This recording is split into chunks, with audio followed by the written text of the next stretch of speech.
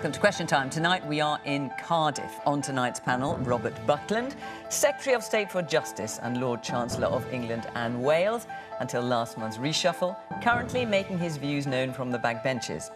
The Welsh Government's Health and Social Services Minister elected to the Senedd in 2016, a former MEP and a Labour peer since 2011, Eluned Morgan. Liz Saville Roberts, the leader of Plaid Cymru at Westminster, where she's been an MP for the past 6 years. Timandra Harkness, comedian and documentary maker, primarily concerned with science and numbers, author of Big Data, Does Size Matter? And political strategist, director of external affairs for Boris Johnson when he was London Mayor, and a former colleague of mine at the BBC, Guto Harri.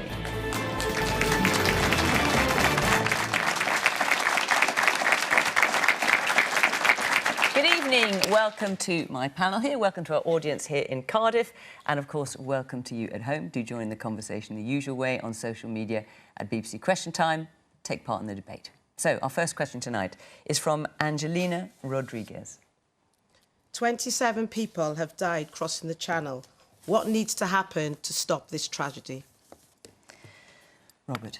Well, first of all, I think all of us will have shared that sense of shock and sorrow and the human tragedy that is behind every one of those deaths is multiplied, not just here across the Channel, but across the continent, because the issue of migration, of asylum seeking has been one that has been not just an issue for our country, but the whole of Europe. And there, I think, lies the germ of a potential solution to this issue. Because I think whilst it's important for us to work as closely as we can with the French and to improve the way in which we deal with the English Channel, this issue goes much wider than that. And it seems to me to defy logic and reason if we don't embrace and include all the nations of Europe and, in fact, the fringes of Europe who experience the various waves of migration that we've seen over the last few years, and those people who are profiting from this trade in misery. We know what's going on. We know the amounts of money innocent people are having to pay to be exploited. We know that this is organised crime. And if governments are serious about it, they've got to get together and do something in a more coordinated way. But do what? I mean, Priti Patel promised to make Channel crossings an infrequent phenomenon by spring last year. And, of course, we see record numbers. So do what? Well, first of all, I think the fact that there are increasingly dangerous methods being used across the Channel shows that there has been achievement in the sense that, for example, the Calais lorry phenomenon has been closed down and shut off.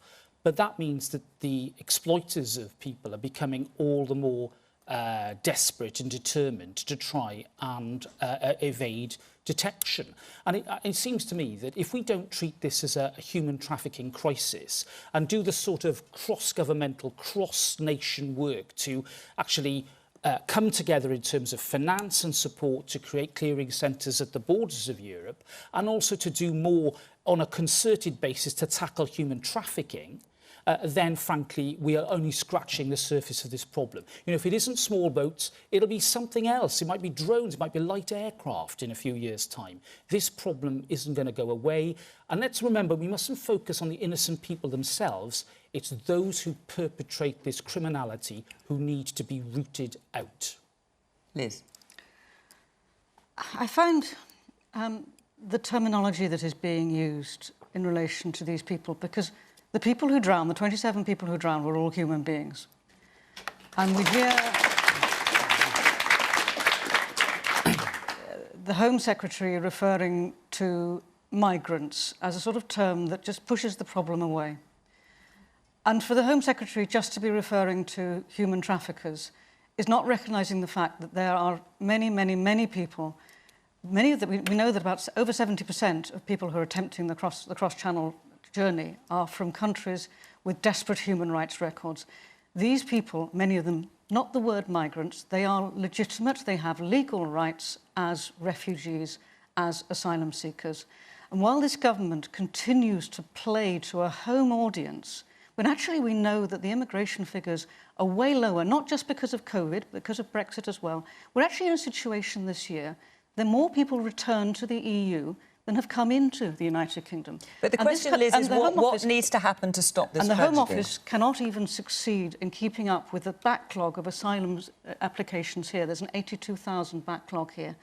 I believe that what we need are proper processing centres in France to recognise those people who are genuine asylum seekers, so that those people with family connections, people who quite possibly work with the armed forces, the United Kingdom... But so far in France, they don't seem to want that. But that this is something that this government should be talking to France about, because as things stand, there are people who have legitimate and rights to be here who are drowning. And that is to our shame. The woman at the back. Yes, the woman at the back there.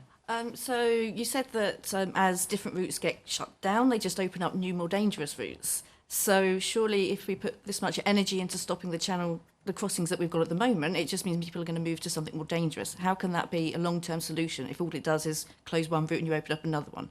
You need something more long-term, like a safe legal passage and a way of applying for asylum without taking the risk. Man here at the front. There's 27 people who died, and that is terrific. I think what is terrible is you're bickering against each other with politicians. They come across on boats. We know the suppliers of the boats. We know the size of the boats. You can stop the logistics straight away. And I just think action speaks a lot louder than words. What, you mean stop people selling the boats? Selling the boats, supplying the boats, making the boats. You can see them. A boat doesn't turn up on the side of a shore. You jump in it and off you go. You sell them, you supply them, you put engines on them. You see the boats as landing. Of course, that would be the French government that would have to do that. I think it's a joint European approach to it. OK, man here. The issue with migrants has been going on since the 90s, before the 90s. So it's not just one government. How are we 30 years in and still no solution to it? Timandra. Well, I think it's true that overall numbers of people coming into the country are very, very low now. The lowest they've been since 2010 at least, I think. But it's not really about numbers, is it? It is partly about the dangerous routes, so that people are losing their lives. So there's effectively a death penalty for trying to enter the country unofficially. But it's also partly about the sense that nobody's really in control of the situation. I don't think... It's not that nobody wants anyone to come into the country, but we want to know who's coming to the country and why and who they are, which I think is a reasonable thing. It does seem senseless that you cannot apply for asylum until you've got yourself here illegally. It seems to incentivise people to come here illegally. Why can't they apply for asylum in some other countries through the consulates and the embassies? That is something that countries really need to get together and sort out, because then you actually can control who it is that's coming in and let them come here legally and safely and actually know who they are and where they're coming from and, you know, where we need them to work, where we can welcome them. Guto?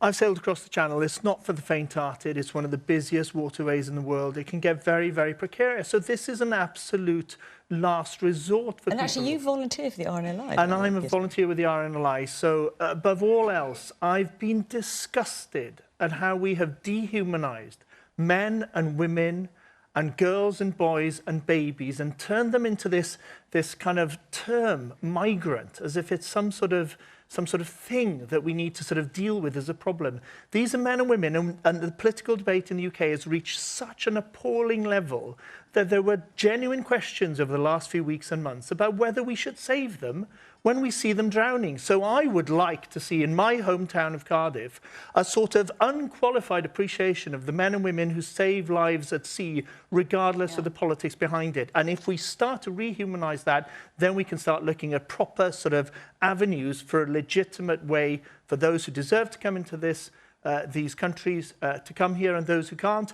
to be told that without having to get into a rubber dinghy.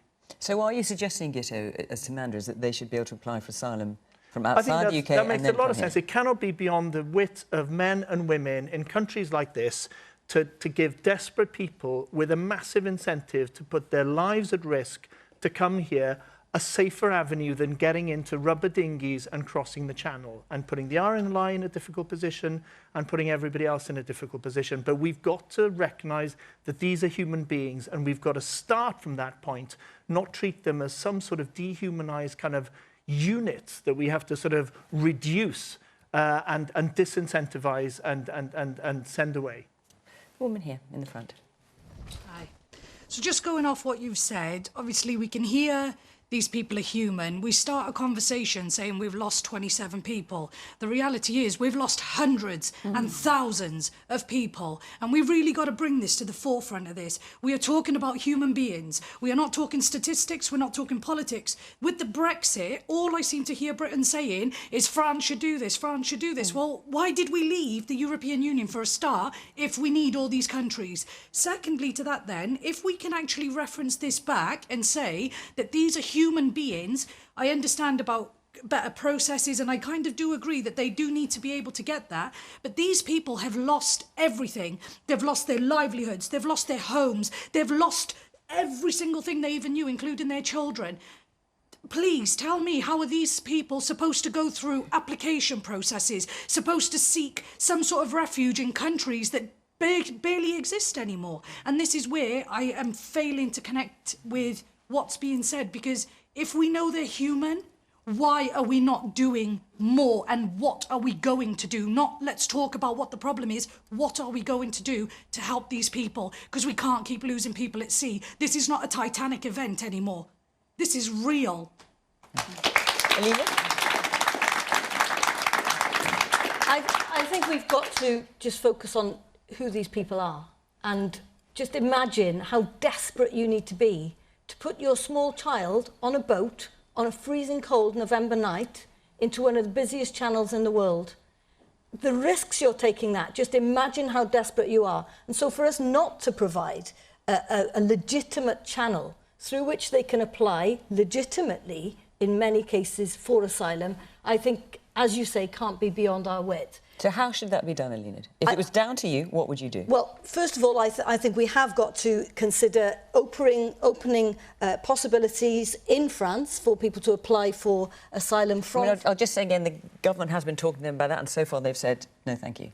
Well, I think this kind of tragedy, which sadly was predictable. We knew this was going to happen. That's the tragedy of this. OK, but if the French are saying no to that, I mean, this is... They haven't said no to that. If it was easy, I guess it would have been sorted out already. What they've said no to is joint operations on the beaches. That's what they've said no to. I think there is still an opportunity for us to talk about this. The irony, of course, is that there was a method to do this when we were a part of the European Union, and that opportunity is now gone. But I do think that Priti Patel has got something to answer for here. She promised that she would close this route. She promised that to do something about this. What we've seen is a 306% increase in the number of people coming this year across that dangerous channel compared to last year.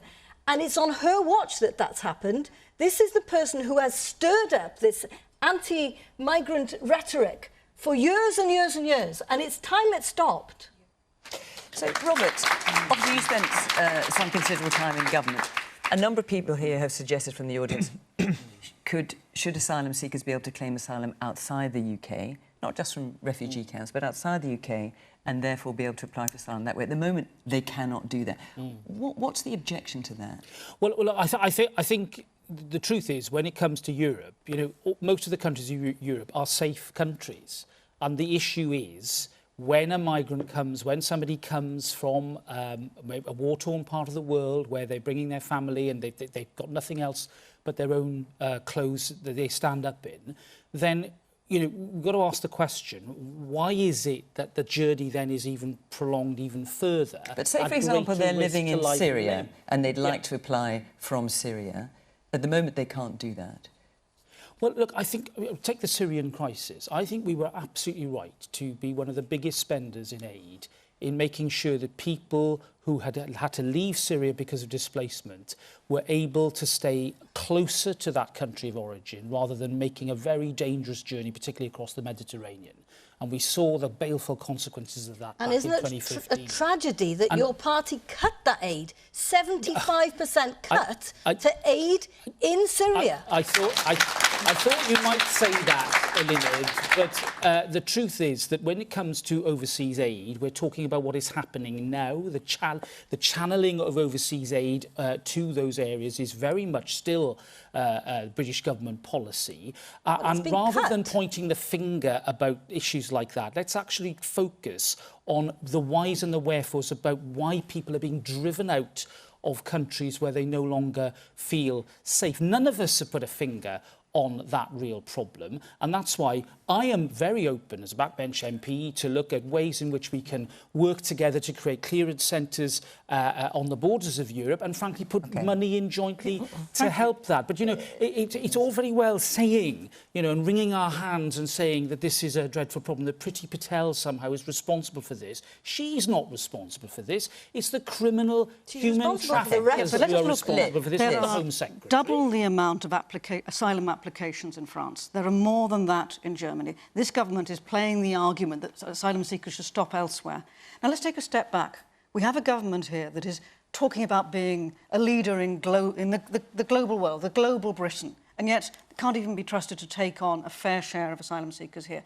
But the one thing, and I remember, I think we'll probably be talking about this again, but we need to consider how the future plays out here, because we do have climate change. We are looking at a situation where more people are going to be needing to move around the world. And if this is the precedent that we set now, heaven help us and heaven help the world. Let me take a few more points to the audience before I move on. Yes, the woman at the back in the red top. I think we've just got to simplify it, really. Brexit showed us that immigration is a vote winner. And I don't have faith that this Tory government is going to take it seriously, because they're going to be too worried about being too... The most ethical thing to do is to give them safe routes into this country. But this Tory government, I fear, will not do it because they're too scared that, as David Blunkett said today, if they get the rhetoric wrong, Nigel Farage is going to be our next Prime Minister. OK. Man here in the blue sweater. I want to bring it back to, like, you talk about people being refugees and wanting to move, but why did they move? Because this country has a foreign policy that will intervene without thinking what's going to happen later, or will sell weapons to countries with human rights abuses that will then use it on these people. So why don't we stop that in the first place? Why don't we have a better foreign policy, or why don't we stop our weapons? Man in the white shirt, yes. Yes, you refer to the rhetoric of the Conservative Party. It was reported just earlier this week, prior to this tragedy, that certain Tory backbench MPs, their response to asylum seekers was to tear up the Human Rights Act. How does the panel feel about that?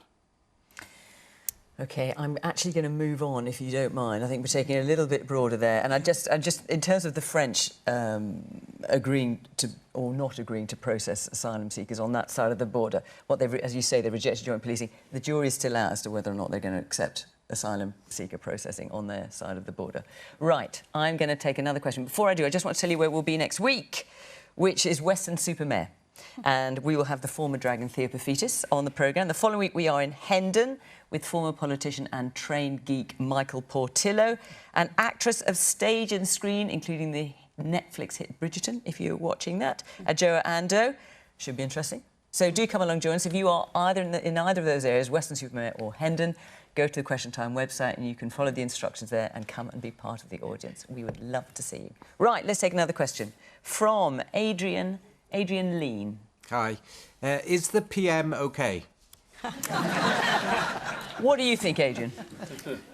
Well, I can't comment on his mental or physical state, but a lot of the time the excuses I hear about his and the government's performance is that they're doing their best. And, you know, I've got a 2-year-old little boy, and at the moment we're potty training. Oh my gosh, I'm wondering where this is going to get, I have to say. And every day, you know, he tries his best, love him, but invariably there'll be an accident and we'll have to wipe his bottom. I think the difference... There's a difference. I think the difference There's a is striking that difference. with little Stan, bless him, one day he's going to get it and his best is going to be good enough. Unfortunately, I don't think the same could be said about Boris and the government. Wow. And I don't think there's going to be enough toilet paper left either with the haulage crisis and panic buying. Well, that was an analogy I did not see coming. I don't know about the rest of you on the panel. Well, Guto, I'm going to...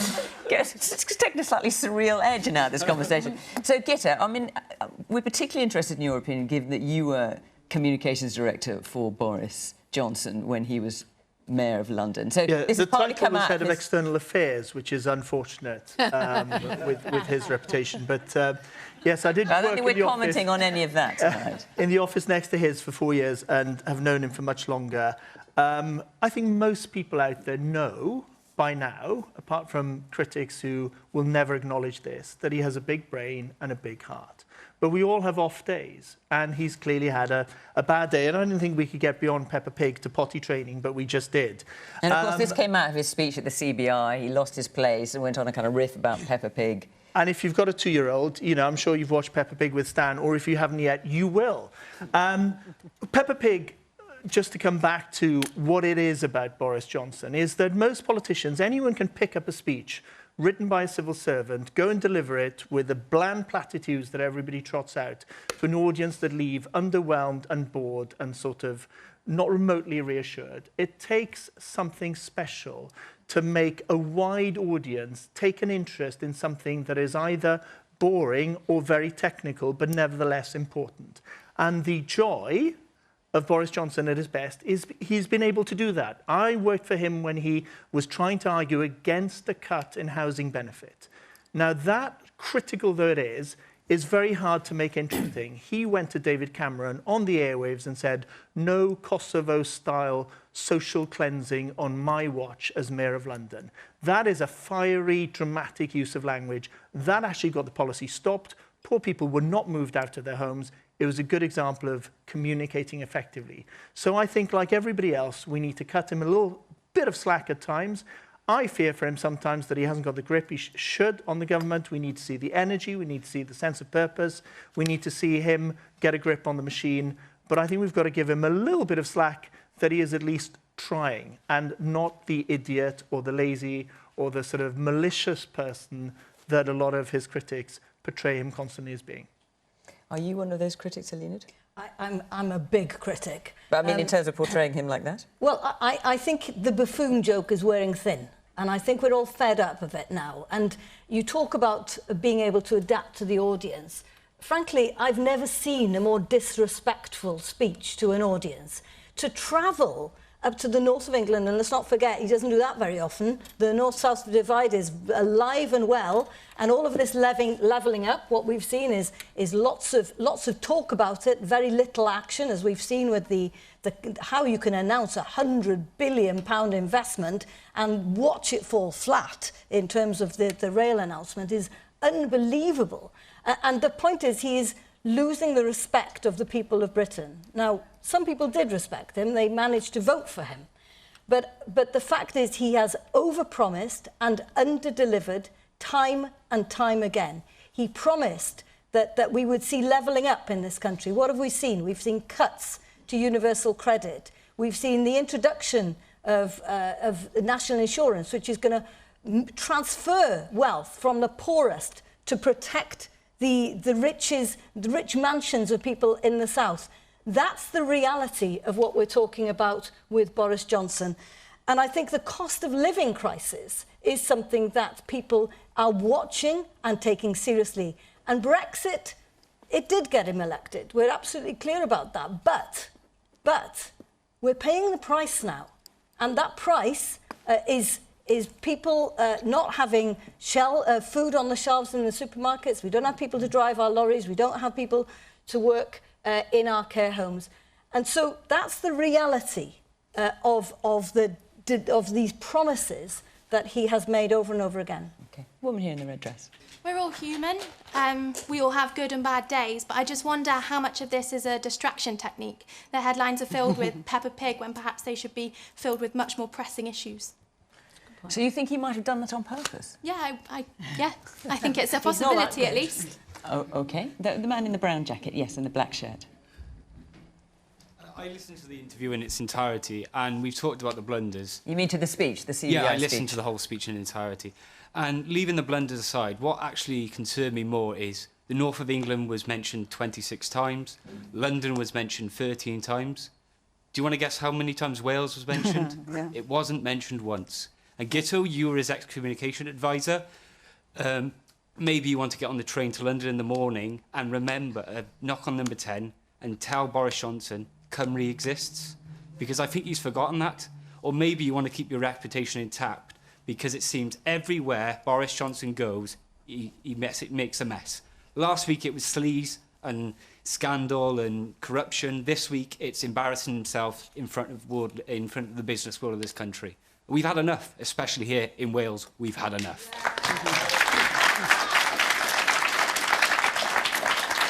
Man there, on the edge in the dark shirt. Yes, you. Hello. For me, I think we are skirting around the points of the fact that I'd like to bring up that you said that Boris thinks that he is trying. For me, I do believe that he is trying to believe what he says is true. But for me, Hang on a minute. So he is trying to believe what he's... Just say that again? So he thinks what he is saying... I think he genuinely believes to himself that what he is trying to do for this country is good and what he actually believes. But for me, although I disagree with a few of his points, I think that he needs to recognise that he doesn't... What he believes, is that right for the people of this country, or is that right for him and his government and what he's trying to pursue within his government? OK. So, Robert, obviously you work closely with the Prime Minister in office until very recently. So the question is the PM OK? Well, in a word, yes. Do I think that he is a politician like no other? Yes. Do I think that there are moments that he can exasperate and excite? Yes. Do I think that he's one of the most phenomenal campaigners in our generation? Absolutely. Now, the one observation I would make is that he is such a great campaigner that sometimes I think that takes first place to governing. And very recently I said that I think that whilst campaigning is important, and believe you me, I've done a lot of it in my time, I think governing is also very important. And the number of announcements and policies that we have trailblazed, even with COVID to deal with, are a reflection of what we said we would do in the manifesto. It wasn't just about getting Brexit done. It was about unleashing the potential not just of England, but of Wales, Scotland and Northern Ireland as well, our great United Kingdom. And what I see is a man who sometimes gets frustrated with the pace of change. I have been in many meetings with him where I can see in his eyes that he wants to see more happening now. And that is absolutely the right reflection of the aspirations of the people who elected the Conservative government.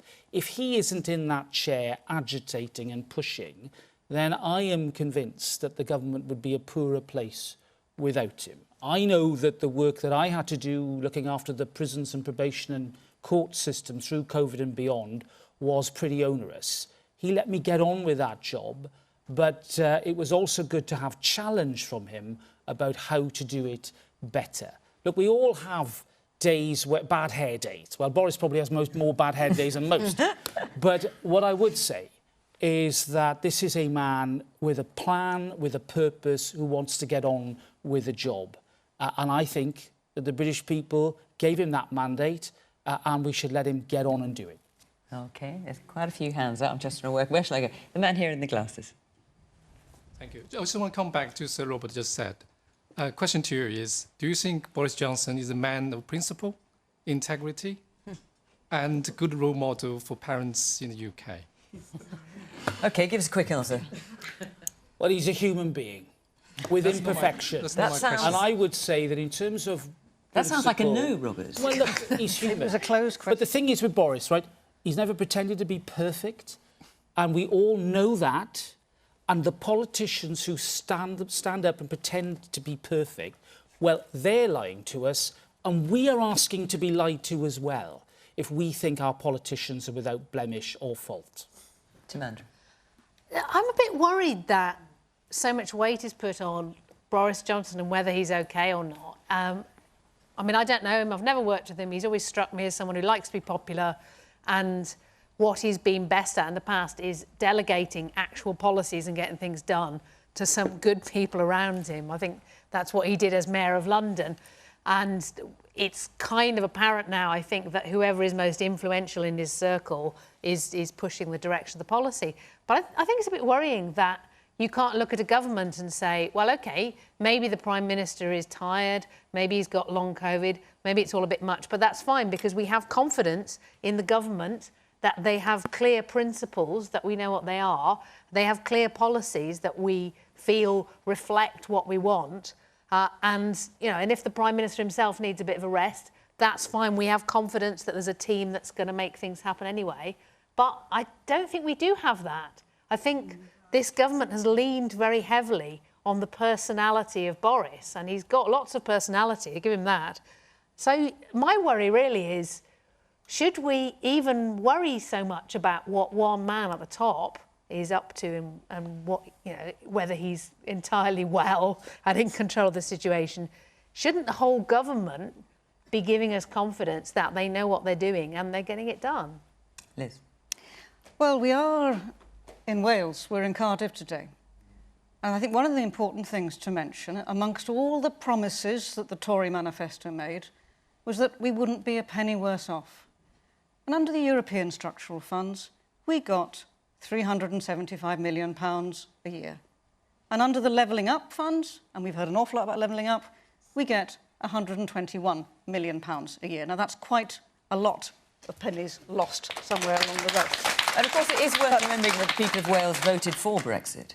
I'm sure there are many people who voted for Brexit, but nobody here voted for us to have that difference in the funding, which Wales used to get. I haven't noticed that our communities are particularly wealthier because of Brexit. I think possibly the Brexit premium has yet to reach us. We certainly aren't feeling it. But if we could come back to the idea that Boris Johnson has the odd off day. He's had the Owen Paterson sleaze. He's had that issue with the amendment over sewage. He's had the social care and the effect that the increase on national insurance costs will have on people there. He's had the HS2 promises. This is a series of promises that he made in his manifesto that he does not keep to. And if I can say that we're talking, and the image of little Stan and his potty training was extremely vivid. Of course, the hope is that little Stan will grow and potty training will become a thing of the past. I fear for the infantile nature of our politics in Westminster. And I am glad to say that the agreement, the cooperation agreement here between Plaid Cymru and Welsh Labour, although it will be different, it bodes well for a different, risky, new sort of politics. Rather than the old adversarial politics across the chamber in Westminster, the parties actually come together to work together on those issues which matter to those parties, to those communities, to the people of Wales. We see it happening in Germany, and we will see it happening here in Wales, and I hope we will see it happening elsewhere in the United Kingdom as well. I'm going to take another question from Christopher Morris. Will the UK's poorest and most vulnerable now pay the highest price for social care? Eluned.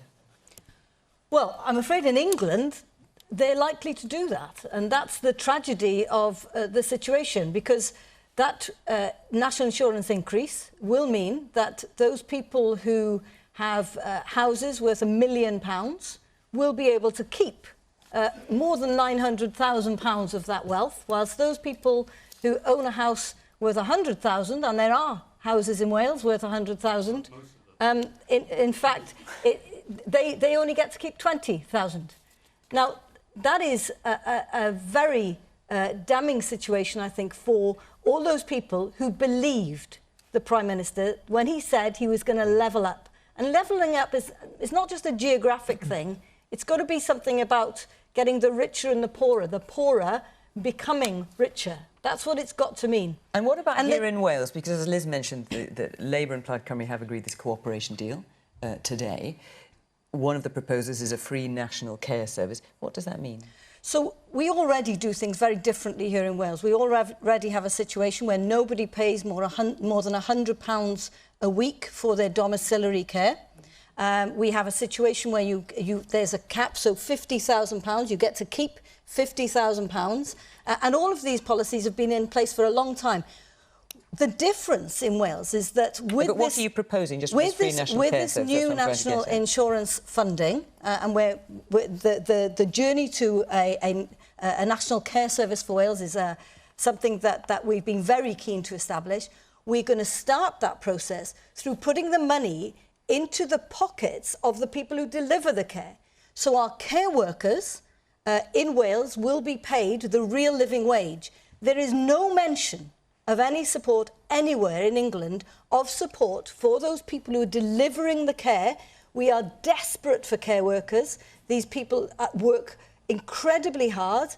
We need to give them the respect they deserve, and that's what we'll be doing in Wales. We're starting off by making sure that the people who deliver the care, because you can keep all the money you want, but frankly, if there's no one to deliver that care, and that's the situation that is happening already, certainly in parts of England, we're in a slightly better situation in Wales, but it's also difficult. And unless we start paying these people a better wage, we're really going to struggle.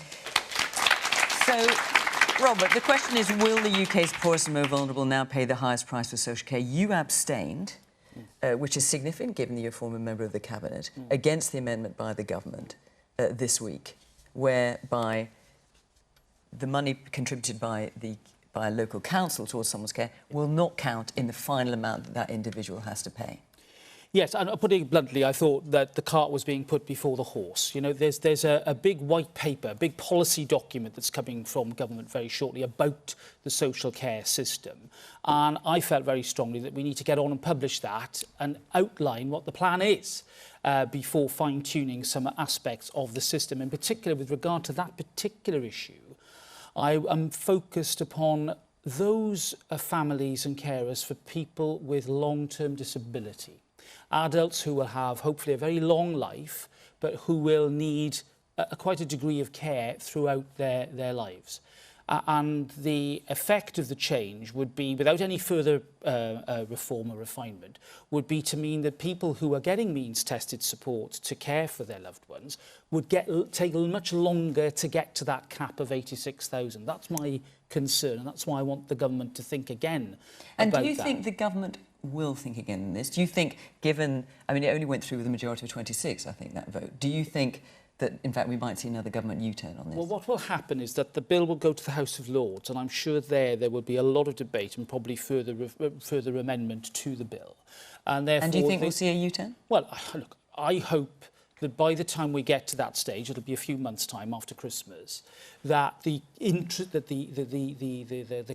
aspect of care relating to disability is really drawn out in a way that is fair to those families who have those care responsibilities. It's no good just talking about the average length of care being 2 years. That is the case for older people, of course. That's the nature of old age.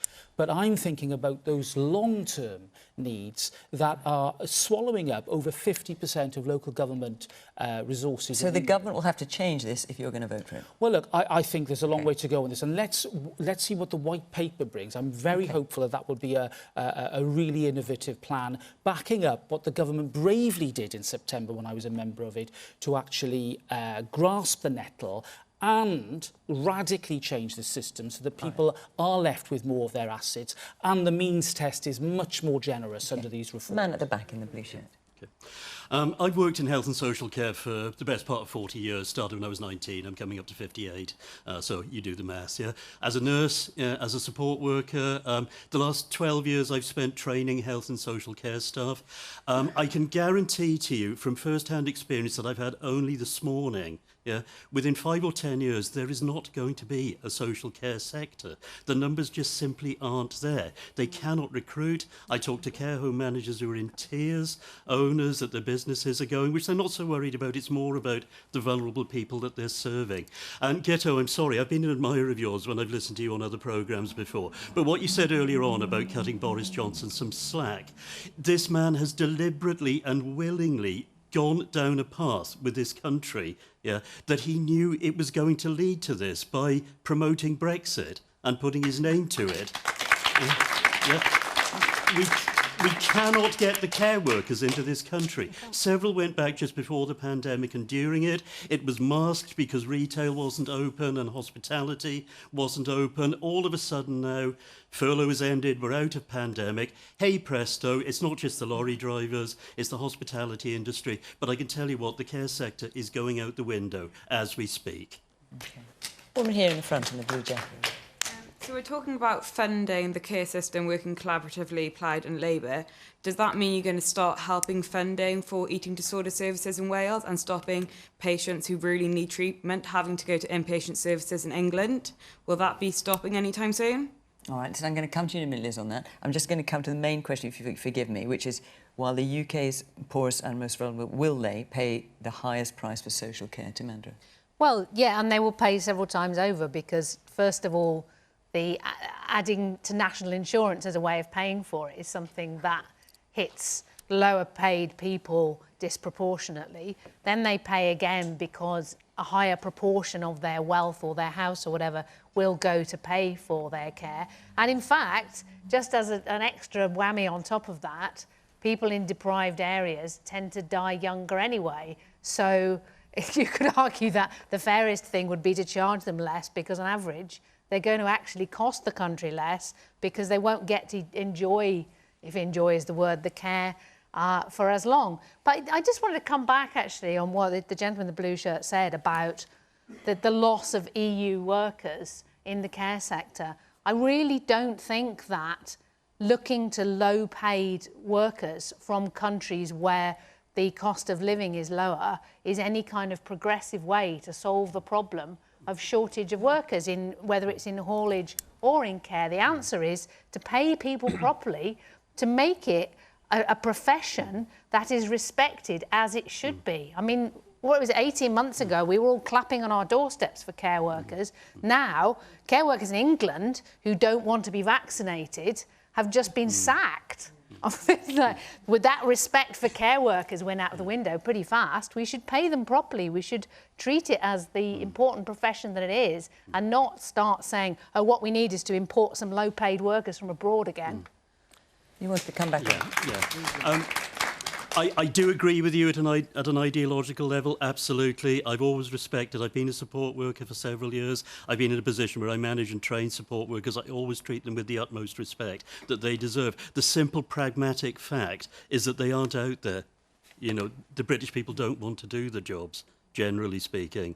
And we haven't got the numbers. Well, why not? Because they're low paid, they're disrespected. A lot of them are casual agency staff. Right. I mean, I admire you for spending your career in it. I think for a lot of people, care work is something they take on because they have to, not because they think that it's a vocation to look after people in our society who need looking after, and that's what we need to change. Completely agree with you ideologically, yeah, but the numbers just aren't there of the UK population to work in it. We need people from overseas. And I tell you what, a lot of the overseas staff that I've met over the years, and I've trained throughout Wales and England for the last 10, 15 years, a lot of the staff for overseas were absolutely fantastic. Hard-working, Polish people, Bulgarian, Spanish, Portuguese, absolutely wonderful at the job, who enhance the sector in the most professional way possible. They don't want to come here anymore. All right. Liz? Yeah. To come back to the Plaid Cymru and the Labour deal, which is, if it's ratified by our members on Saturday, and I hope that it is, it brings forward 46 points. And I think the one point I would particularly like to draw attention to, over and above the social care, the National Care Service, is, of course, universal free school meals, which I think at a time when we're coming out of COVID... I mean, the question is about social care, Liz. The question is about social care. I'm coming back to OK, well, let's, the other points as well. We could talk about all the different things, especially if there's 46 points, but the question is about social care. Within those 46 points, there will obviously be many areas, particularly of care, which we have Eluned here as the Minister to speak for health and care, that they are not part of that deal. And in those cases, we will continue to campaign for exactly that point. We'll continue to campaign for those, and we'll continue to hold, and this is important, with a Senedd of only 60 members, we will be continuing to hold Welsh Labour to account for other aspects of how they operate the government in Wales. So we could always do more. I'm excited with what we are doing at present. But I also looked to actually see how this works out, and also, of course, to be able to hold Eluned to account for what is one of the most important areas of devolution in Wales, namely health. Peter? Very kind of you to mention the days when I was not such a pariah here in my early BBC days. I think, started covering politics back in the 90s, and I have watched successive governments of different political persuasion duck this issue. So, of course, the system that's just been introduced as a concept is flawed, fundamentally flawed, if there's any question that the poorer are perversely supporting the richer. That is not an approach to anything in politics that any of us should approve of. But at last, there is a serious proposal on the table to put long-term care on a secure footing, to put enough finance into the system, to give us the assurance, the confidence that we can grow old without fearing that there'll be nobody there taking care of us. And of course, there are things to be tweaked. And we've seen good signs of a hearty rebellion, and the likes of Robert being prepared to go against his own government's wishes on this gives me faith that these proposals will be kicked into shape. But at last we have a government that's not ducking this issue, because whenever you try to do something like this, there are 1,000 reasons why it's too difficult. And that's the excuse for doing nothing. That is more of a paralysis in our politics, and more of a shame and more suffering caused by that than by getting a system that will be better than we have now, even as it is, and hopefully will be a lot better if they address that fundamental flaw. I want to take another question from George Raywood Burke. Should we be using COVID vaccine passports across the whole of the UK? What do you think, George? I ultimately think that we need to have an evidence and data-based driven approach to whether they should be used across the whole of the UK. Because of course there are COVID passes here in Wales. In Wales, and I believe in Scotland as well, yes. I think ultimately we need to be shown clearly that there's enough data to show that there seems to be a significant impact of using COVID passports to reduce the spread of COVID across the whole of the UK. So do you support them or not? I think it's based upon the evidence, and we haven't really seen that yet. OK. Liz? I know that in Wales we still have very high rates of COVID, particularly in Gwynedd, my home county, which is the second highest rates in the United Kingdom. I agree with you. I think that a consistent approach in that the virus doesn't recognise borders between England and Wales and England and Scotland. My party supported the COVID passes this time round, didn't in the first instance, but did this time round, and stated that the evidence was there, that it was necessary. And given that those passes have been in existence since October, why do you think cases are so stubbornly high? They're also high. I think the highest place is in the southwest of England. So why this is happening at present, as with everything with COVID, we are learning as we go along.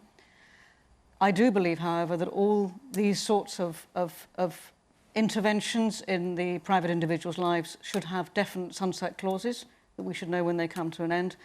And I must admit, speaking from personal experience, this is really much personal experience, I must admit, I wish, Eluned, that the COVID pass was easier to download. But I think other than that, we are learning as we go along. And I think that people in Wales genuinely appreciate that what is being done in Wales is suitable for us here and is more suitable to what they see being done over the border in England.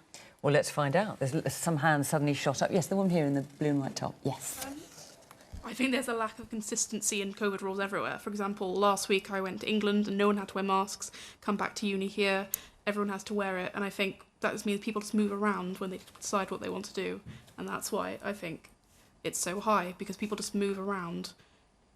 Like, they'll move to go off to England if they want to go to the pub or something like that. And do you think it's right to have COVID passes here? Yeah, I think it's a good way to stay safe, but there needs to be more unification between every country in the UK. So have them across the UK? Yeah, I guess it all needs to be the same. All right, the man back there in the grey and brown top. I recently just went to the football game a couple of weeks ago, and yeah, it is a good idea to have COVID passes, but the way that they police it is a shambles. Okay, absolute tell us more. Shambles. So what's happening? The way that they look at it, they say, oh, get your COVID passes ready. So you get your COVID pass out, you take a screenshot or whatnot. But the only thing that's different is they look at the phone and they're like, oh yeah, you've passed, you've got your vaccination. But that person could easily be asymptomatic. You know, you could be walking into the stadium, 26,000 people, asymptomatic, and they just don't scan it because they're like, well, it says you're vaccinated, congratulations, type thing. So that's why infections are so high here, is because they just don't care if you're vaccinated or not, if you got it on your phone or not. You're just letting people go to these massive amount of close space where COVID is most effective, and it just doesn't work. Timandra?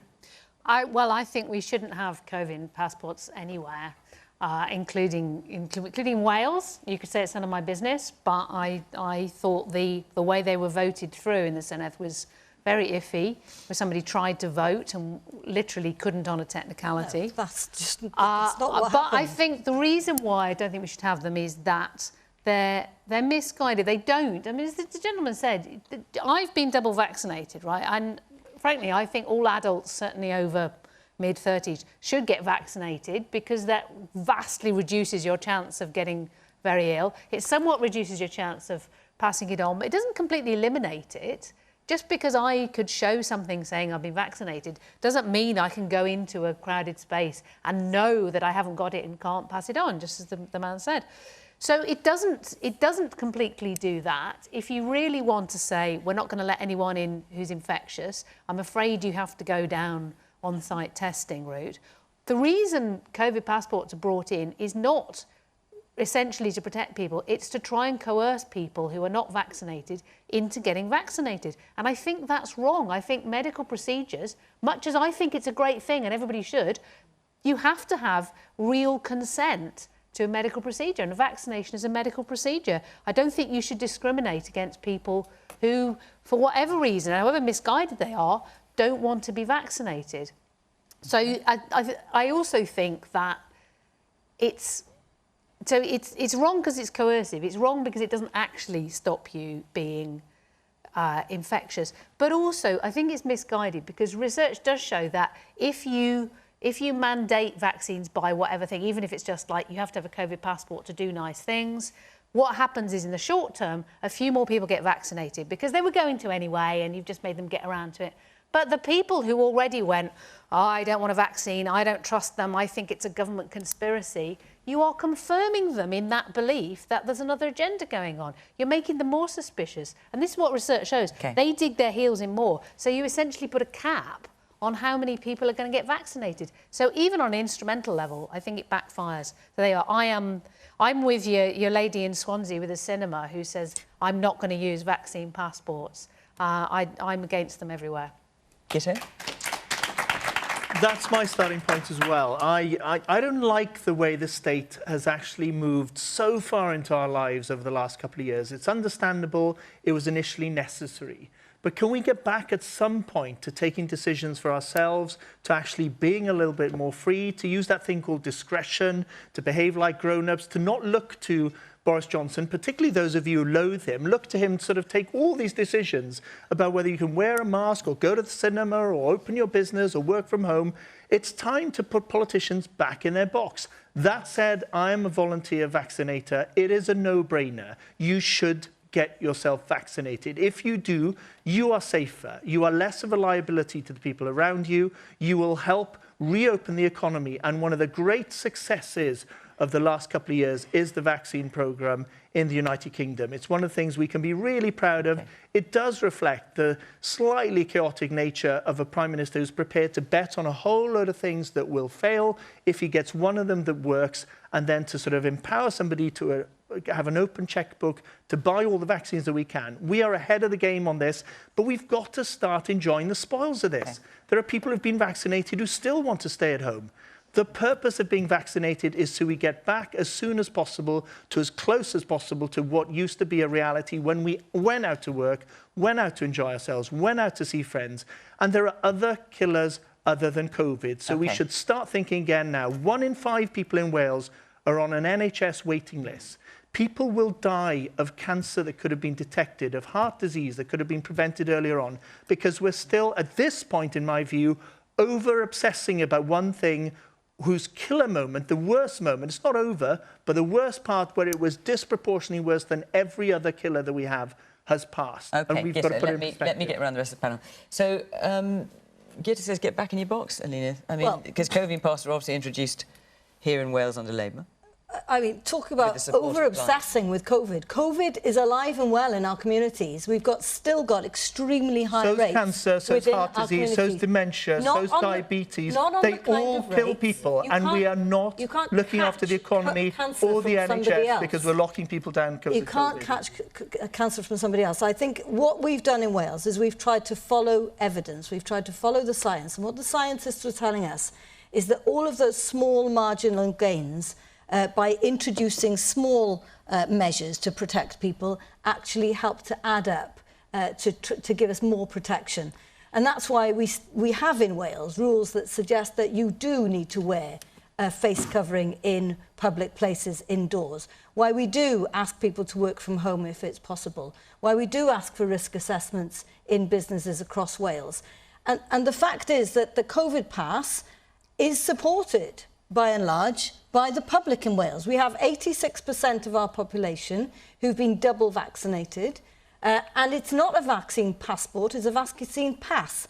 That means that there is an alternative. You can show a lateral flow test to enter some of these places, so there is an alternative. And I do think that the support we've had has been very interesting, because actually part of what we're trying to do is to keep our society open, to keep our communities open. I've had an email this week from a cinema, not one that's saying I want to open come what may without passes, but saying I've introduced these passes and I've never had it so good. They are queuing up because they've got the confidence to go out because they know they're safe. I need to bring in Robert, or we will run out of time. Robert. Well, look, briefly... Let me just remind you the question. Should COVID vaccine passports, passes, call them what you will, be used across the UK? Well, no.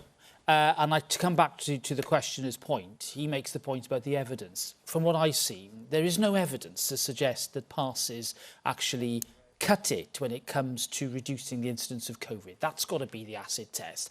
And if they don't cut it, then why are you doing it?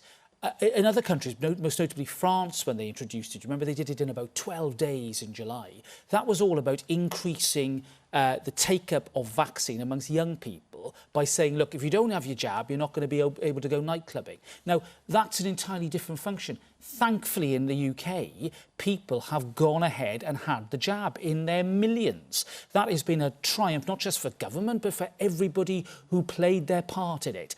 And the booster is being rolled out as well. And it seems to me it's jabs, boosters. I think the face mask argument, I'm more pro-face mask than perhaps some of my colleagues are Perhaps in England. more than the Prime Minister? Well, we're not going to get into the whys and the wherefores. We've all, had face mask issues. I'm sure we've all gone to our pocket and found perhaps it's not there, whatever. Not in a hospital, we haven't. Well, look, Eluned, I think you, as the Health Minister for Wales, would be better off...